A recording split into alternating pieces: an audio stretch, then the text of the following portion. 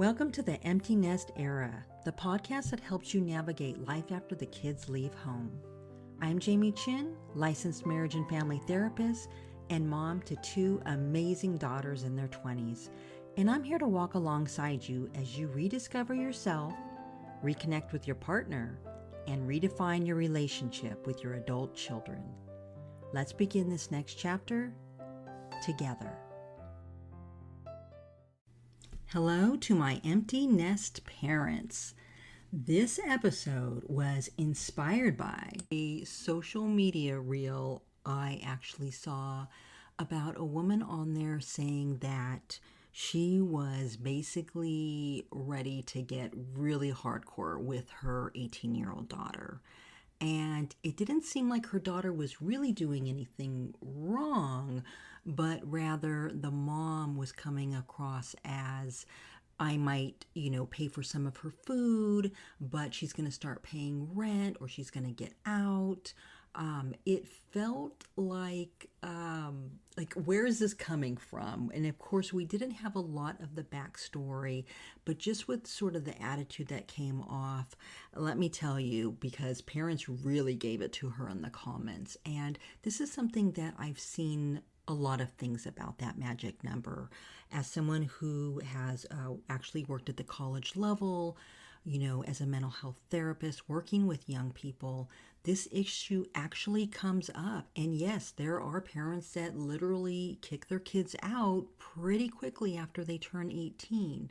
So I thought it warranted some discussion. So sit back and let's get into it. I'm guessing that when you saw the title of this episode, you may have had your own knee-jerk reaction to it. You probably were either nodding your head like, oh yeah, okay, yeah, that's coming. Yeah, can't wait. Or maybe you were more like, oh, that's horrible. But I'm guessing there was some kind of visceral reaction to a simple headline. Am I right? And your reaction probably has a lot to do with the way that you were raised yourself. I know as a Gen Xer with a lot of Gen X friends, there was really an expectation during our late teen years that we were going to become independent sooner than later. I know that for me, I was actually only 17 years old when I went off to college, and except for a couple of summers coming home, I never came back again. So I think for a lot of us in this generation, that was the expectation. And for some of us, that's the expectation that we put on our own kids. And it's really a lot, though, like comparing apples to oranges at this stage of where we're at economically in the United States. The cost of everything is just skyrocketed, and it's very difficult to find affordable housing and to have a car that's affordable and to have utilities that are affordable and to feed yourself. While we've changed in a lot of economic terms, what hasn't changed is some of the values or attitudes of parents. Okay, let's start getting into the real issues that are involved here. Your kid just turned 18, and somewhere in your head, a voice is whispering, legally, I could kick them out right now. You're not a monster for thinking it. You're exhausted. But before you say those words out loud, you need to hear what happens next, because once you say them, you can't take them back. Here's the truth nobody talks about. Turning 18 doesn't flip a switch in the brain. The part of the brain that handles planning, judgment, and impulse control, the prefrontal cortex, it's not done growing until around age 25. So legally, your child is an adult, sure. But developmentally, they're still finishing the build. And if they have ADHD, a child will typically mature about 3 years later than their neurotypical peers. A lot of parents don't know that. That doesn't mean you're stuck forever. It means the question isn't, should I kick them out? The real question is, what kind of adult am I helping create? Let's talk about why this moment feels so loaded for empty nesters right now. You've spent 18 years giving everything, time, money, sleep, your own goals on hold. And somewhere along the way, you pictured a finish line. 18, graduation, the day they'd be launched and you'd finally get your house, your time, your life back. Then the birthday comes and goes, and nothing changes. Same dishes in the sink, same attitude, same kid, just legally an adult now, still eating your food and not paying rent. The frustration is real, but frustration is a terrible decision maker. Here's what I see most often. Parents reach a breaking point, usually after months or years of small resentments piling up, and they make a big dramatic move. You're 18 now, figure it out. It feels like justice. It feels like finally drawing a line. But here's what actually happens on the other side of that line. Most 18-year-olds aren't financially or emotionally ready to live completely independent lives. Not because they're lazy, because we, as a society, don't actually prepare kids for full independence at 18 anymore. Rent is high. Wages for entry-level jobs are low. Many kids are still in school, working part-time, or just starting to figure out what they even want to do. When you remove the safety net suddenly and without a plan, you're not teaching independence. You're teaching panic. And panic doesn't build resilience. It builds trauma. I've talked to adult children, now even in their 30s and 40s, who still carry the wound of being told to leave at 18. Some of them rebuilt the relationship with their parents, but many didn't. The relationship became transactional, distant, or broken completely. And this is the part that doesn't get talked about enough. A lot of the estrangement stories you hear about today, adult children who've gone completely no contact with their parents, often trace back to a moment just like this one. A moment where a parent, often under stress and without meaning long-term harm, drew a hard line without support behind it. It's rarely just about the day they were told to leave. It's about what that moment represented. To a young person, being told, "You're on your own now," with no plan, no help, and no warmth, can feel like being told, "You don't matter to me unless you're convenient." That message sticks. And years later, when that adult child has the resources to set their own boundaries, sometimes the boundary they set is a distance from you. Is that really the goal? Or is the goal something else? Let's get honest about what's underneath the urge to kick a kid out at 18. Usually it's not actually about the age. It's about a behavior pattern that's gone unaddressed for a long time. Maybe it's disrespect. Maybe it's a refusal to contribute. Maybe it's substance use or just a complete lack of motivation that's driving you crazy. The 18th birthday becomes a convenient deadline, a date on the calendar that feels like permission to finally do something. But age isn't the issue. The pattern is the issue. And patterns don't get fixed by removing someone from the house. They get fixed, or they don't, based on what happens before that point. Before we get to what works, Let's look at where parents tend to go wrong, because most parents in this situation aren't bad parents. They're tired parents making decisions under pressure, and a few common mistakes show up again and again. The first mistake is making the decision in the heat of the moment. An argument happens, words get said, and suddenly there's an ultimatum on the table that nobody actually planned. The problem is, once it's said out loud, pride gets involved. Backing down feels like losing. So parents sometimes follow through on something they only said because they were angry, not because they actually thought it through. The second mistake is treating the 18th birthday like a magic deadline, as if turning 18 automatically means a person should have a job, an apartment, and a 5-year plan. Most 18-year-olds don't have that. I mean, many 30-year-olds don't have that. Using a birthday as the trigger for a major life change puts pressure on a date that doesn't actually mean what we think it means. The third mistake is giving an ultimatum with no support attached. To say, you're 18, you're out.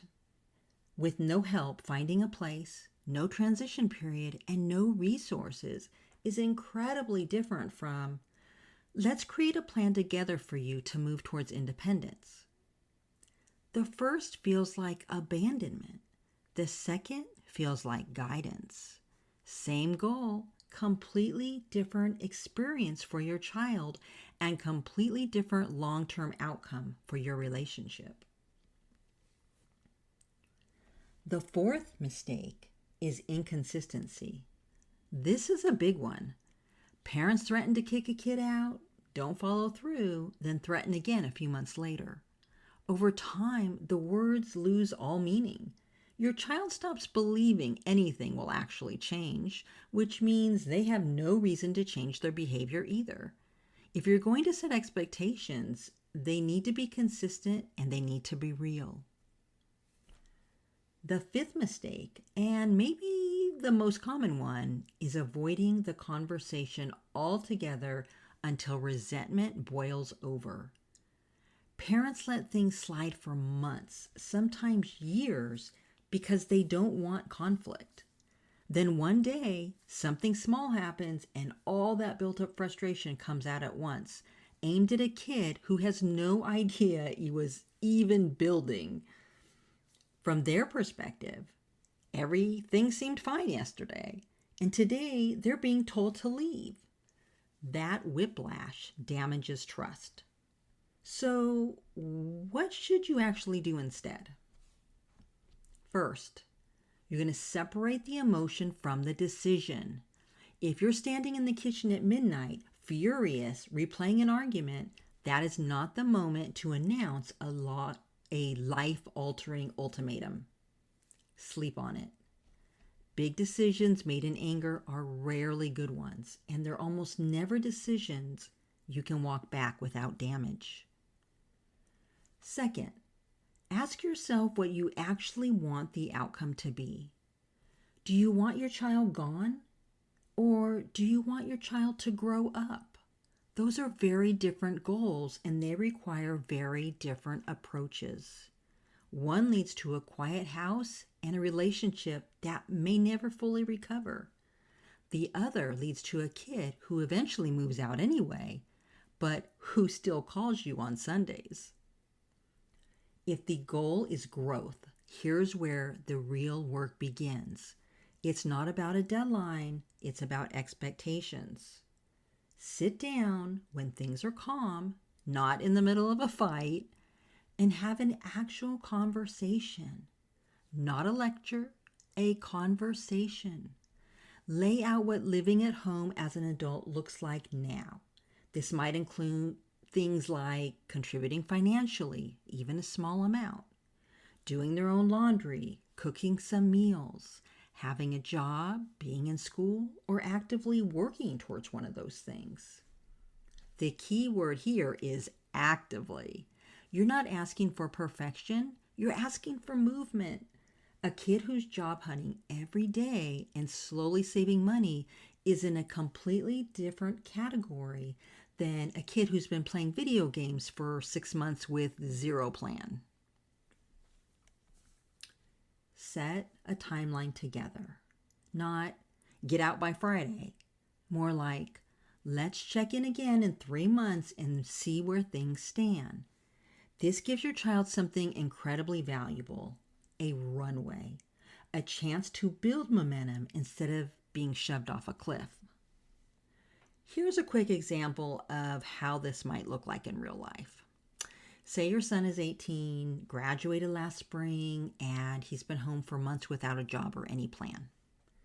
Instead of an ultimatum, you sit down and say something like this. We love having you here, and we also need things to look different. Over the next 30 days, we'd like to see you apply to at least a few jobs a week, whether that's something in your field or just something to bring in income for now. After 3 months, let's sit down together again and talk about next steps, including what a fair contribution to the household might look like. Notice what that conversation does.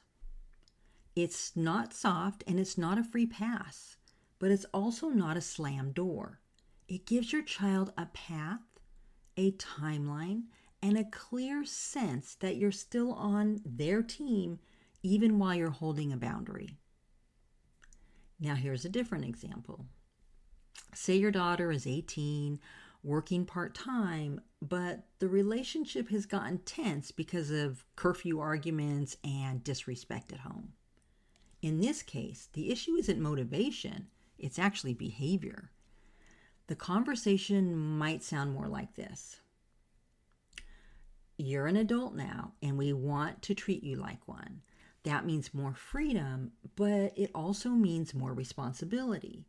Living here means basic respect, communication when plans change, and pitching in around the house. If that's not something we can find common ground on, we'll need to talk about what living independently might look like, and we can help you figure out that transition. Notice the difference? This isn't about kicking her out for being 18. It's about addressing the actual issue, respect and communication, while still leaving the door open and offering support if independence does become the next step. Compare both of these to the alternative. You're 18, you have 2 weeks to find your own place. No plan, no support there, just pressure. One approach builds a bridge, the other burns one. And here's something that most parents don't think about. This conversation isn't just about your kid, it's about you too. Empty nesters often struggle with letting go, even when they think they want their kid gone. There's a strange tension. Part of you wants the freedom back. Part of you is terrified of what happens when they actually leave. Sometimes the anger at your adult child is covering up a different fear entirely. The fear of an empty house. The fear of not being needed anymore. The fear of facing your marriage or your own life without a kid as the buffer. If kicking them out feels less like a parenting decision and more like an emotional reaction to your own life stage, that's worth sitting with. Not because your feelings aren't valid, they absolutely are, but because the decision you make should come from clarity, not from running away from something uncomfortable in your own life. Now let's talk about the flip side. What if your child is doing everything right? They're working, going to school, contributing, respectful, and things are actually going okay, but you're still feeling that itch to push them out simply because of the number 18. In that case, ask yourself, who is this for? If your kid is functioning well and the relationship is healthy, you're 18, time to go, can do real damage to a relationship that's actually working. There's no rule book that says independence has to happen on a specific birthday. Some of the most successful, well-adjusted adults stayed home longer while they finished school or saved for a down payment and went on to build incredibly stable lives. The goal was never the calendar date. The goal was always the outcome. So here's where this leaves you. If your 18-year-old is struggling, disrespectful, or stuck, the answer isn't an ultimatum delivered in anger. It's a structured, calm conversation about expectations with a real timeline and real accountability on both sides. If your 18-year-old is doing fine, the number 18 doesn't need to mean anything at all. And if you're feeling that itch to push them out and you can't quite explain why, it might be worth asking what that itch is really about. Because here's the thing about this season of life. The conversations you have right now, the ones about boundaries, respect, and growing up, those conversations are setting the tone for your relationship with your adult child for decades to come. You get to choose what that tone is. And whatever you choose, here's something to hold on to. It's not too late. Whatever has happened up to this point, whatever frustration has built up, whatever mistakes have been made on either side, relationships can shift. Patterns can change. The conversation you have tomorrow can be completely different from the one you had yesterday. You already raised a human being to adulthood. That's no small thing. And the next chapter for both of you is still being written. I would absolutely love to know your thoughts on this topic. I always appreciate differing viewpoints and some of the thought process that people have behind them. So if you're comfortable sharing, I would love to hear your opinion on this subject, or if you've already had this situation with your child, what you did about it and how it went. Thanks for joining me for this episode of the Empty Nest Era. If today's conversation resonated with you, don't forget to follow, share, and leave a review. It helps other empty nesters find this supportive space. Until next time, take a deep breath, trust your journey, and remember, this is your time now. Finally, I want to note that this podcast is for education only and is not a replacement for therapy. I suggest you seek out the help of a trained professional for help with your specific situation if needed. Thank you.